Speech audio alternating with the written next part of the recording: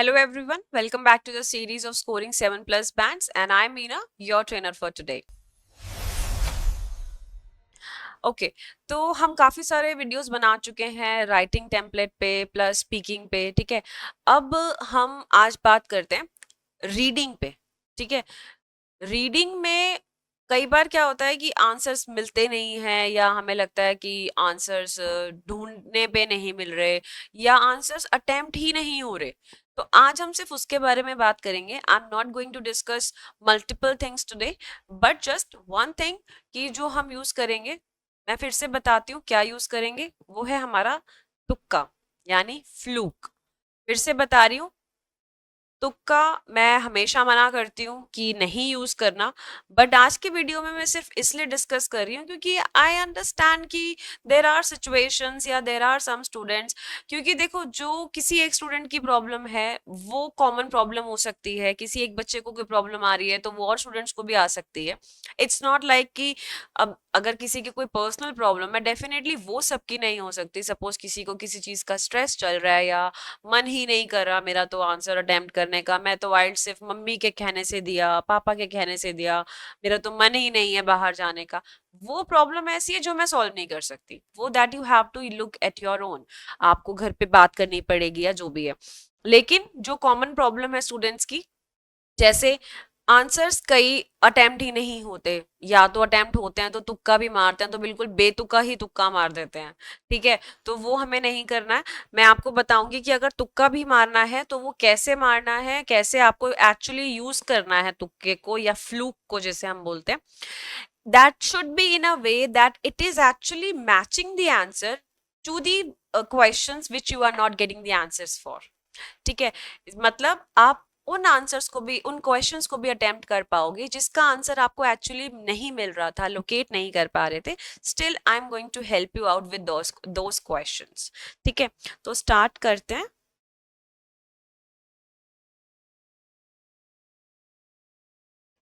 Reading again, इसमें हमें पता है 40 क्वेश्चंस होते हैं एंड देन हमारे पास 60 मिनट्स होते हैं, ठीक है। और ये चीज मैंने आपको पहले के वीडियो में भी बताई थी कि 1.5 मिनट टू ईच क्वेश्चन,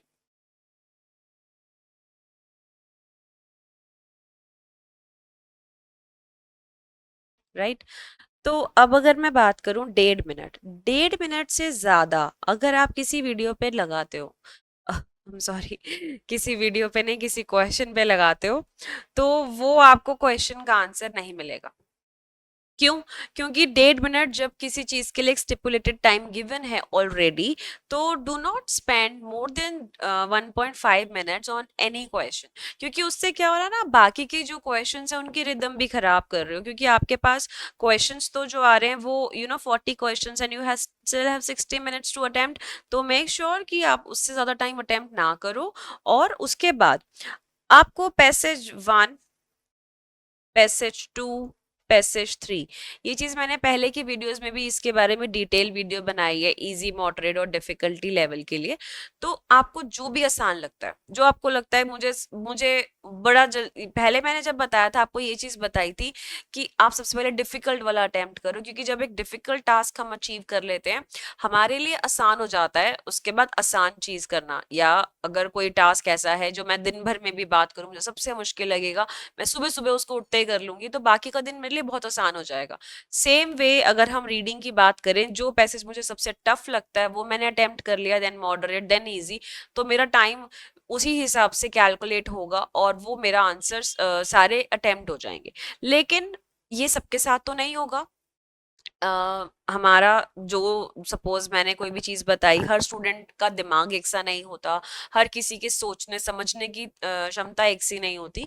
तो जाहिर सी बात है अगर किसी स्टूडेंट को ये प्रॉब्लम आ रही है कि उनसे अटेम्प्ट ही नहीं हो पा रहे, तो उनके लिए एक टेक्निक है कि जो सबसे आसान लग रहा है, सपोज आपको लगता है मुझे पैसेज नंबर 2 बड़ा आसान लगा, वो तो आपको अगेन हर रीडिंग के हिसाब से जज करना पड़ेगा कि कौन से में पैसेज 1 आसान है, 2 आसान है या 3, वो आपको अपने हिसाब से देखना पड़ेगा। लेकिन अब इस सिनेरियो में जो हम एग्जांपल ले रहे हैं, पैसेज 2 आपको आसान लग रहा है, इसको अटेम्प्ट कर लो सबसे पहले।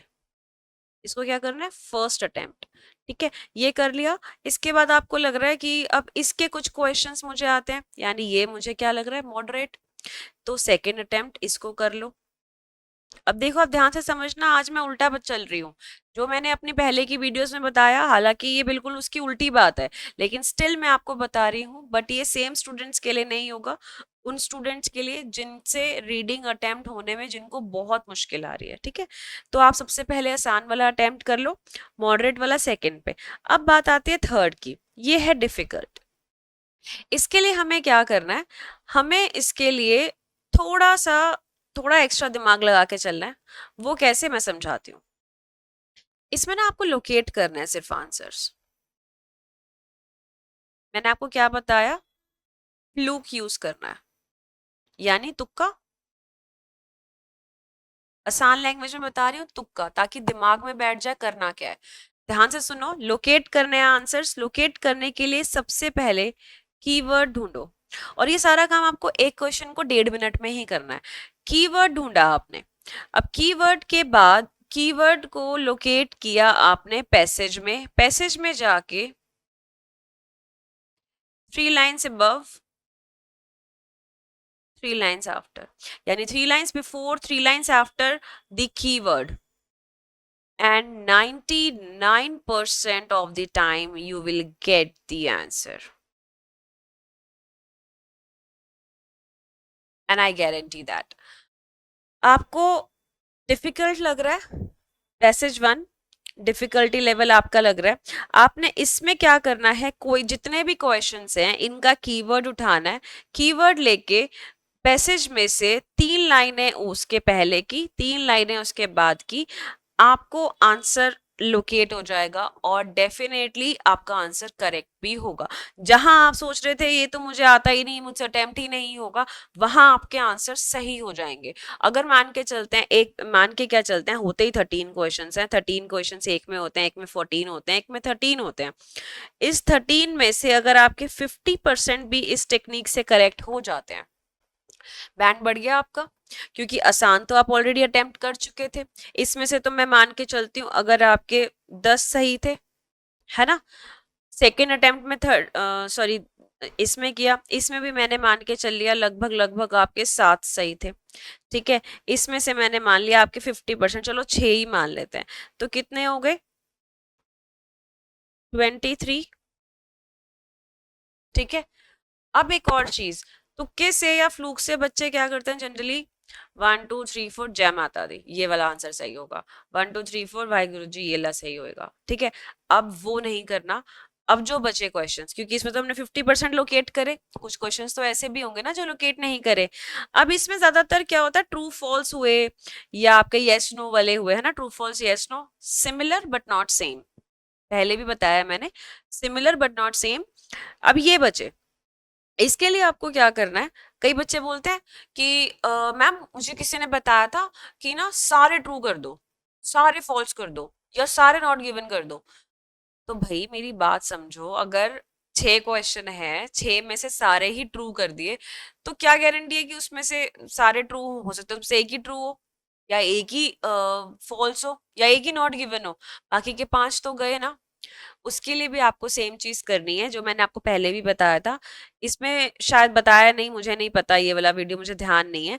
ट्रू फॉल्स के लिए अगर कोई चीज ट्रू है, बड़ा इंपॉर्टेंट है, ध्यान से समझना, ये मेरा अपना इन्वेंट किया हुआ है, आई डोंट नो ये कितना आपके लिए एक्यूरेसी से काम करेगा, लेकिन अगर आप जो जो मैं बोल रही हूँ वर्ड टू वर्ड उसे फॉलो करोगे, डेफिनेटली वर्क करेगा। ट्रू के लिए आपके पास स्टेटमेंट्स गिवन है, स्टेटमेंट 1, स्टेटमेंट यानी ऑप्शंस गिवन है क्वेश्चन में, स्टेटमेंट 3, स्टेटमेंट 4, ठीक है। आई मीन क्वेश्चंस गिवन है, सॉरी, ये question number 1, question 2, question 3, question 4, ठीक है। अब इसका जो सेंटेंस है वो इतना लंबा है, इसका जो सेंटेंस है यानी क्वेश्चन है वो इतना है, इसका इतना है, इसका इतना है, और फिर आगे भी है। वर्ड टू वर्ड फॉलो करना, बहुत ध्यान से समझना। आई डोंट नो ये आपके, आप इसको अच्छे से अटेम्प्ट कर पाओगे या नहीं, बट सारे ट्रू, सारे फॉल्स, सारे नॉट गिवन करने से तो बहुत अच्छा तुक्का या बहुत अच्छा प्लान है ये। वो कैसे करेंगे हम, अगर हमने ट्रू करना है, ये सिर्फ ट्रू के लिए है, ओनली फॉर ट्रू। ठीक है, अब ट्रू के लिए अगर मैं बात करूंगी तो क्वेश्चन नंबर 1 देखा मैंने, ये लॉन्ग है। Question number 2 very short. Question number 3 short से थोड़ा बड़ा है। Question number 4 is the longest. ये मेरा ट्रू होगा। 99% ये ट्रू होगा। अब यार देखो, जब आप तुक्का लगा के सारे ट्रू सारे फॉल्स कर रहे थे, तब भी तो आपको कोई गारंटी नहीं थी ना कि आपका कितने सही होंगे कितने गलत। ये मैं सिर्फ उस सिनेरियो में बता रही हूँ, do not attempt it every time. ऐसा नहीं कि जो आते हैं उसमें भी आप यही करना शुरू कर दो। जब आपके पास लगे लास्ट के 5 मिनट बचे हैं, अब मुझे टाइम भी नहीं है, क्वेश्चंस भी बचे हैं, मुझे आता भी नहीं है, डोंट वरी, इसमें क्वेश्चन नंबर 4 लॉन्गेस्ट है, ये ट्रू होगा। ठीक है, और आंसर चेक कर लेना, 99% सही होगा, 100% तो कुछ भी नहीं होता और ना ही हो सकता है। अब इसमें इसके अलावा बात करते हैं फॉल्स की। फॉल्स के लिए क्या करना है आपको?